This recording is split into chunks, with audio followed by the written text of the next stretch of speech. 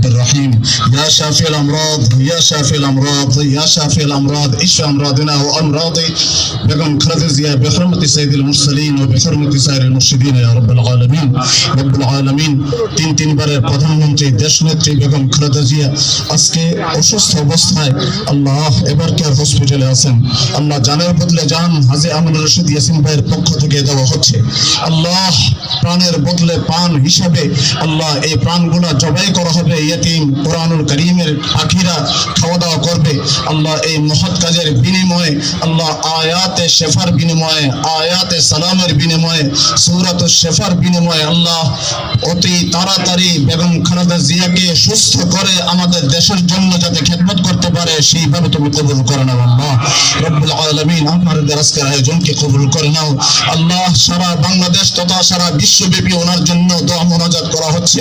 আল্লাহ এই দোয়াগুলোকে তুমি খালি হাতে ফিরাইয়া দিও না আল্লাহ, মেহেরবানি করে আল্লাহ ওনাকে তুমি পরিপূর্ণ নেক হায়াত এবং সুস্থতার সহিত দেশের হাল ধরতে পারার মতো সুস্থতা তুমি নসিব করে দাও, নেক হায়াত নসিব করে দাও রব্বুল আলামিন। হাজী আমিনুর রশিদ ইয়াসিন ভাই এবং ওনার সাথে যারা সম্পৃক্ত এখানে উপস্থিত আছেন আল্লাহ তাদের এই আন্তরিকতা মহব্বতকে তুমি কবুল করে নাও, মিডিয়ার ভাইদের মহব্বতকে কবুল করে নাও আল্লাহ। আজকে তোমার দরবারে ওনার সুস্থতার জন্য ভিক্ষার হাত বাড়াইয়া দিলাম আল্লাহ। আল্লাহ উলামায়ে কেরামদেরকে নিয়ে ভিক্ষার হাত বাড়াইছে আল্লাহ, ছোট ছোট মাসুম বাচ্চাদেরকে নিয়ে ভিক্ষার হাত বাড়াইছে আল্লাহ। আমাদেরকে খালি হাতে ফিরিয়ে দিও না আল্লাহ, অতি দ্রুত যাতে আমরা ওনার সুস্থতার সুসংবাদ শুনতে পাই সেইভাবে তুমি কবুল করে নাও। খালেদা দল মত নির্বিশেষে সবাই কৃষক শ্রমিক মেহনতি মানুষ সবাই আজকে বোবা পাথরে পরিণত হয়েছেন। সবাই চাচ্ছেন যে উনি সুস্থ হয়ে আমাদের মাঝে ফিরে আসুক।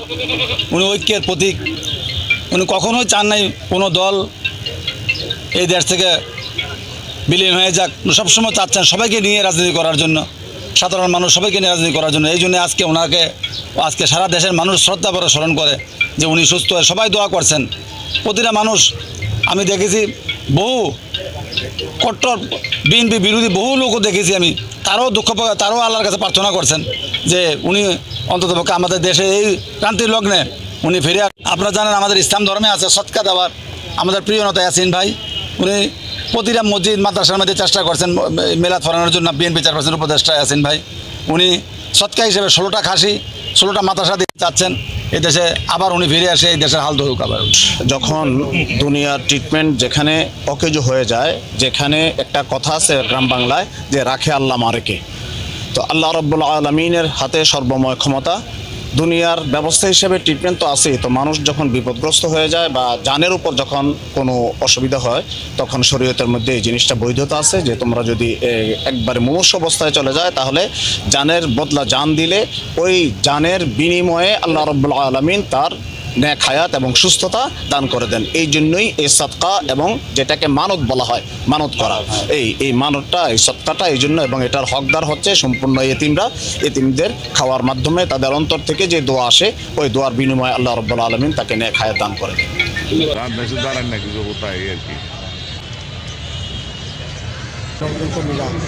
সরাসরি আপনার